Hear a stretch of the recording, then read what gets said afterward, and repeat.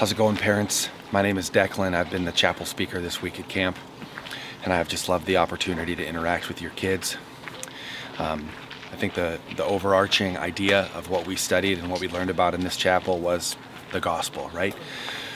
We read Ephesians 3 and we talked about what it means to comprehend with all the saints what is the height and depth and breadth and length of God's love, which surpasses understanding. And we talked about the fact that that love of His is Christ's work on the cross and the gospel message that we have access to. We talked about in John 4 the woman at the well and how to preach the gospel to ourselves when we're in sin.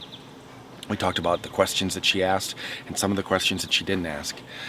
We talked on Wednesday night, we talked from Luke 6 just about a strong foundation, and that Jesus says, man, you guys, you're not doing what I'm saying, but you're calling me Lord, Lord. And then he talks about someone who does the will of God, who does what Jesus is saying, and that becomes a strong foundation for that person when the winds and waves come.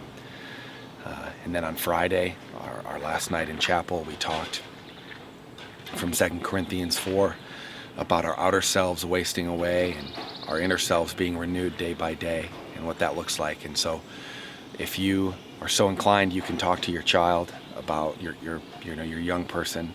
You can talk to them about the gospel. Hey, where did you see the gospel preached this week? What is the gospel? How does the gospel affect you and I? Do you believe the gospel? All of these things are such potent and powerful questions for a young mind. And so if you feel so inclined, you can do that.